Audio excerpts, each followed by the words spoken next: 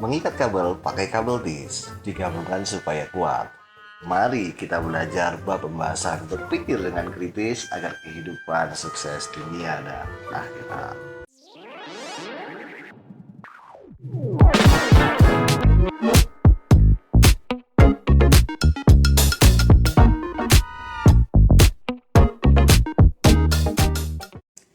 Assalamualaikum warahmatullahi wabarakatuh. Subhanaka la ilma lana illa ma 'allamtana innaka antal alimul hakim wa dub alaina innaka antat tawwabur rahim.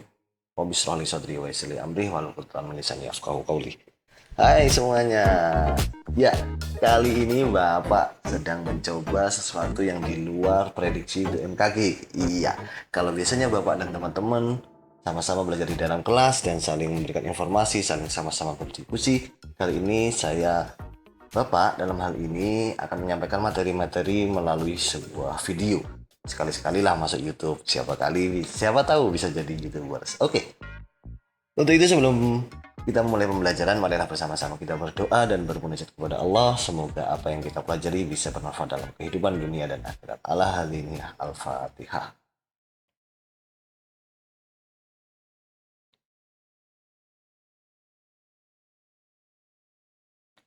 Baiklah, tanpa berlama-lama lagi intronya, karena setelah ini saya harus pergi. Ada hajatan di rumahnya Mas Cristiano Ronaldo di Al Nassr Arab Saudi sana. Segera siapkan buku PAI Anda, full screen kan layar HP Anda, pastikan kuota dan WiFi Anda tersambung, dan inilah pembahasan kita. Ya, silakan dibuka halaman 41 di buku cetak Anda. Apa yang akan kita pelajari kalau kita lihat dari skema yang ada di layar Anda? Ini adalah formasi 4-4-2 dengan attacking. Kok malah membahas Liga Champions? Sorry.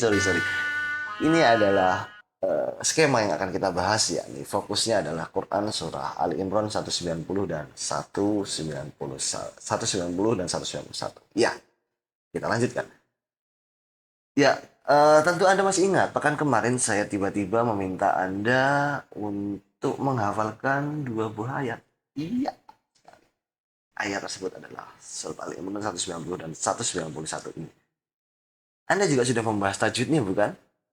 Asbabun nuzulnya juga sudah, bukan? Dan kali ini pembahasan kita fokusnya adalah tentang kandungan dari ayat dari surat Ali Imran 191 dan juga hikmahnya. Oke, sudah siap? Kalau kemarin pada saat pembahasan tajwid kita sempat berdebat tentang tidak munculnya tasdid di buku paket Anda tentang idgham bila gunnah. Masih ingat? Tentu masih ingat, ya. Oke. Semoga di pembelajaran saja masih banyak hal-hal yang kita perdebatkan, yang kita diskusikan. Cek itu.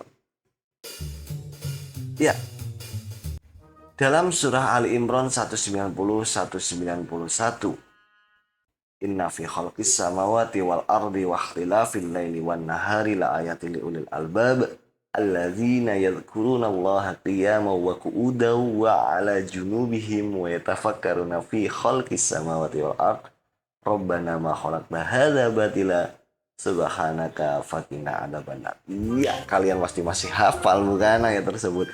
Iya, dalam ayat tersebut apa sih yang akan kita bahas nantinya? Apa yang akan uh, apa yang menjadi kandungan isi ayat tersebut? Ya, kalau boleh saya tampilkan uh, artinya di dalam layar, bahwasanya sesungguhnya dalam penciptaan langit dan bumi dan bergantinya malam dan siang terdapat tanda-tanda kekuasaan Allah bagi orang-orang yang berakal, yaitu orang-orang yang senantiasa mengingat Allah dalam keadaan berdiri, duduk maupun berbaring, dan memikirkan tentang penciptaan langit dan bumi seraya berkata, ya Tuhan kami, tidaklah Engkau ciptakan semua ini dengan sia-sia. Maha suci Engkau, lindungilah kami dari siksa api neraka. Oke, kita berikan beberapa highlight untuk beberapa diksi yang menjadi fokus dari ayat ini. Yang pertama adalah penciptaan langit dan bumi. Kemudian bergantinya malam dan siang. Ada apa sih antara penciptaan langit dan bumi dan juga bergantinya siang dan malam? Dalam ayat tersebut disebutkan bahwasannya ada tanda-tanda kekuasaan Allah. Di antara alam semesta ini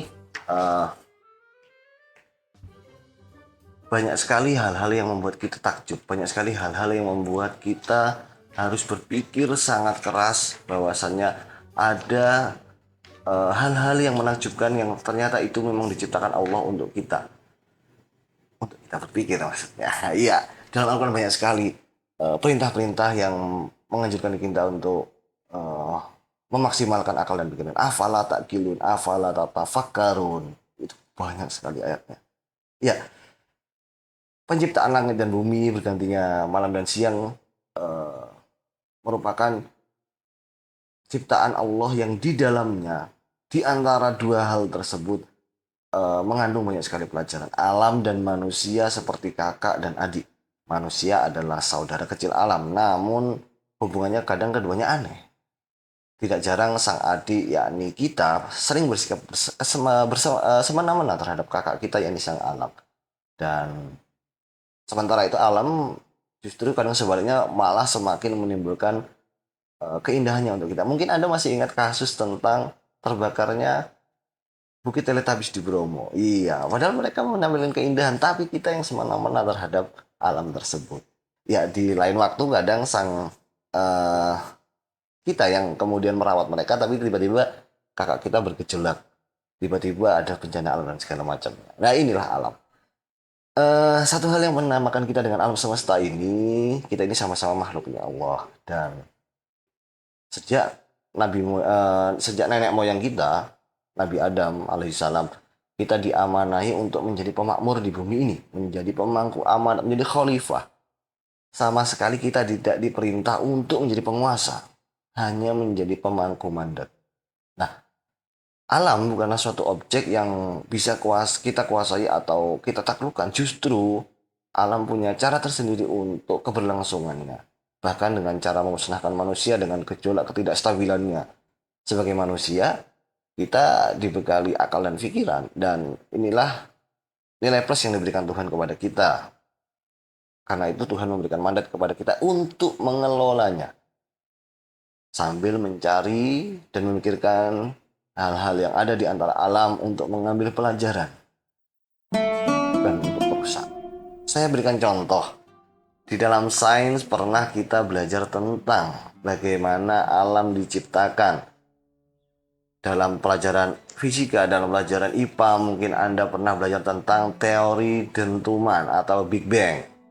Ya, sebuah teori yang mengatakan bahwasanya alam semesta ini terdiri dari massa yang sangat besar dan massa jenis yang sangat besar pula. Kemudian ada reaksi antara massa jenis dan juga massa tersebut yang kemudian meledak dan mengembang sangat cepat hingga kemudian menimbulkan partikel-partikel yang kemudian bergabung kembali menjadi berbagai macam benda-benda di antariksa. Ada juga teori keadaan tetap, kemudian ada teori alam semesta kuantum yang baru-baru ini ya, sekitar abad 20 ini. Ada juga mungkin kita pernah mendengar penjelasan tentang penciptaan langit dan bumi di dalam Al-Quran yang digambarkan dengan kata fi sittati ayyam. Ada yang menyebutkan dalam 6 hari, ada yang menyebutkan dalam 6 masa, ada yang masuknya dalam 6 periode. Iya, banyak sekali interpretasi dan penafsiran terhadap kata ayam. Ya,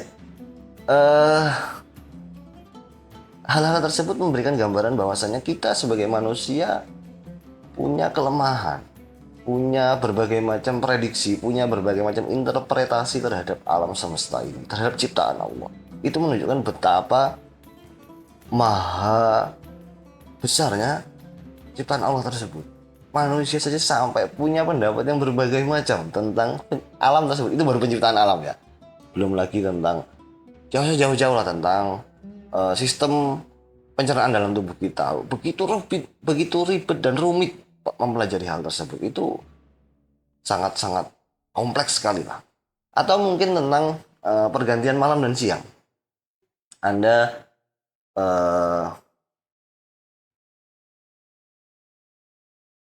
sebentar.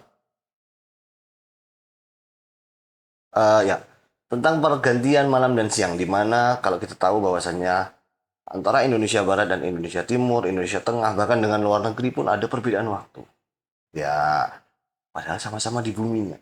Nah, ini bagaimana bisa terjadi? Kemudian tentang perbedaan kalender. Kalau Masehi pergantian harinya di tengah malam, sementara Hijriyah, pergantian malamnya menggunakan peredaran bulan yang kadang kemudian berakibat tentang berbedanya kapan awal puasa, kapan awal hari raya. Kemudian ada gerhana, fenomena gerhana yang Masya Allah bukan main. Ya, lantas pertanyaannya, eh, kita ternyata tidak akan menemukan sesuatu yang penting jika kita tidak menanamkan semangat berpikir kritis terhadap fenomena-fenomena atau penciptaan-penciptaan tersebut.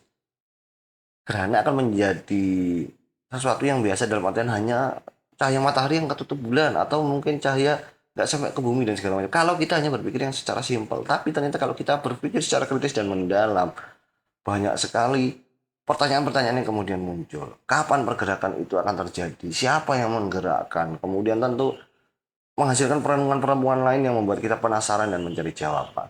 Apakah alam semesta ini bergerak sendiri? Nah, dengan kekuatan dan kemauan alam sendiri, tidak mungkin. Apakah daun yang kuning itu jatuh sendiri? Iya. Lantas bagaimana dengan curah hujan? Di sini hujan, di sana tidak. Nah, panas yang sangat menyengat seperti beberapa waktu ini, kesemuanya pasti ada yang mengatur dan mengontrol. Layaknya kita yang mengatur dan mengontrol gadget kita, ponsel kita. Tidak mungkin layar HP kita dan aplikasi kita berjalan dengan sendiri tanpa adanya perintah. Nah, pasti ada yang mengontrol. Secara sains atau ilmu pengetahuan, tentu saja alam semesta punya pergerakan, ada kurikulumnya. Seperti halnya burung yang kemana-mana itu terbang, manusia itu kemana-mana berjalan, itu sudah sunatullah. Matahari itu panas itu sudah sunatullah, hujan itu cair itu sudah sunatullah. Semua hukumnya sudah ditetapkan Allah. Tapi kita manusia ini tentu kepo dan selalu ingin tahu. Ada apa manusia ini kemudian diberi kemampuan selain berjalan. Apa manusia ini tidak bisa kemana-mana dengan terbang? Nah, apa saja sih komponen hujan? Nah, kemanfaatannya apa sih hujan?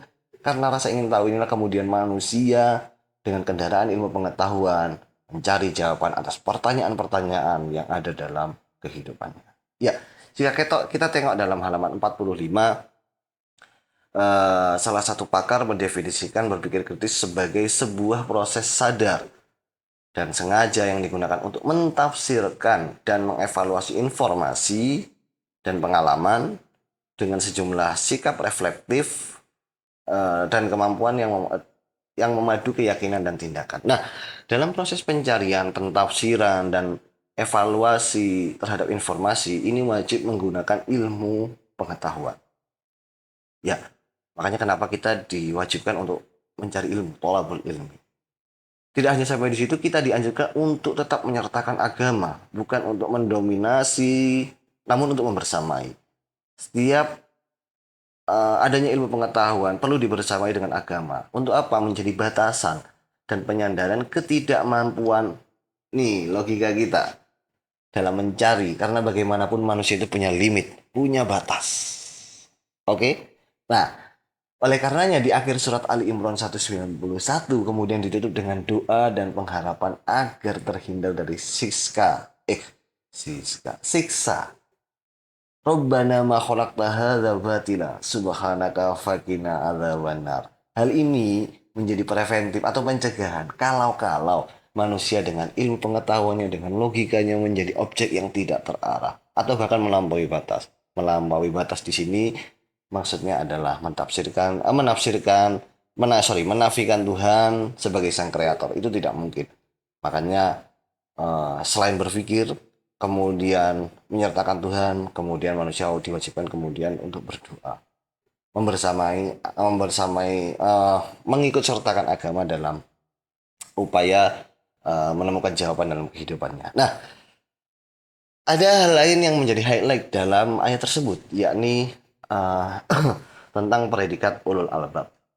Siapa sih yang kemudian disebut dengan orang-orang yang berpredikat ulul albab, yaitu orang-orang yang berakal, ya, orang-orang yang kritis, orang-orang yang cerdas yang dimaksudkan dalam surat Ali Imran 191 ini adalah hanya predikat yang disandang bagi orang-orang yang mampu mengintegrasikan ilmu pengetahuan yang diperoleh dari sains dan agama yang kemudian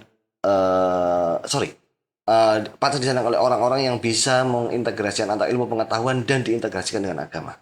Jadi Ini ilmu pengetahuan dan ini agama, kemudian diintegrasikan. Itu yang kemudian disebut dengan orang ulul albab. Mengkonversi apa yang dia pikirkan dari penciptaan langit dan bumi serta isinya, dan hal itu justru menambah keimanannya kepada Allah Subhanahu wa taala. Dahsyat. Ya, lantas bagaimana orang cerdas kalau menurut Nabi Muhammad? Dalam sebuah hadis termaktub bahwasanya orang cerdas adalah orang yang mampu mengintrospeksi diri dan suka beramal untuk kehidupan setelah mati. Sedangkan orang-orang yang lemah ialah orang yang selalu mengikuti hawa nafsunya dan berharap pada Allah dengan harapan yang kosong. Artinya kalau orang cerdas menurut salah satu hadis disebutkan maksudnya orang yang semakin berilmu itu seyogyanya digunakan untuk mengintrospeksi dirinya, untuk bukan untuk menyalahkan orang lain. Orang berilmu, orang cerdas, orang kritis itu hendaknya bukan untuk berorientasi pada target dunia saja, namun ada kehidupan lain setelah di dunia ini yaitu akhirat. Artinya apa? Ketika kita memperoleh sesuatu, menemukan sesuatu dari buah perenungan kita terhadap penciptaan langit dan bumi, itu sesuatu itu bukan kita tampilkan untuk keuntungan dunia saja, tapi justru ada kehidupan lain setelah ini. Orientasinya bukan hanya dunia, tapi ada orientasi yang sifatnya akhirat. Nah, ilmu pengetahuan, pemahaman kehidupan yang diperoleh digunakan bukan hanya dalam jangka hidup dunia, tapi juga kehidupan akhirat. Masuk? Oke. Nah, selanjutnya apa hikmah yang kita pelajari dari apa yang sudah kita bahas sebelumnya? Ya, eh, hikmah yang mungkin bisa kita peroleh adalah melalui surat Ali Imran 191 ini, yang pertama adalah anjuran. Anjuran apa? Yang pertama belajar dari alam semesta sebagai kakak kandung kita. Kemudian dari alam semesta itu pasti ada ketakjuban yang muncul, yang timbul. Nah, ketakjuban itu kita sandarkan kepada Sang Pencipta. Yang kedua, kita diperintah untuk memperbanyak literasi kitab suci kita. Ini dua sumber yang sering kita tinggalkan. Banyak-banyak membaca kitab suci dan memahami maknanya. Ajakan untuk berpikir, gunakan logika Anda untuk menginterpretasi, menafsirkan, dan kemudian memikirkan banyak sekali hal-hal yang ada di dalam kitab suci kita yang itu memberikan inspirasi untuk kemudian diintegrasikan dengan ilmu pengetahuan dan sains. Dan yang terakhir adalah umat Islam wajib cerdas, wajib pinter, wajib punya semangat berpikir kritis supaya apa? Mereka bukan hanya paham agama tapi juga kuat di dalam sains dan ilmu pengetahuan supaya kehidupannya lebih sistematis, supaya cara berpikirnya lebih terukur dan teratur, menempatkan sesuatu pada tempatnya, sehingga selain kuat dan paham agama juga kuat dalam sains dan ilmu pengetahuan dengan kehidupan yang sistematis dan juga punya semangat yang kritis, sehingga kemudian kesemuanya itu diorientasikan kepada akhirat. Jadi di dunianya jadi orang sukses, di akhiratnya juga jadi orang.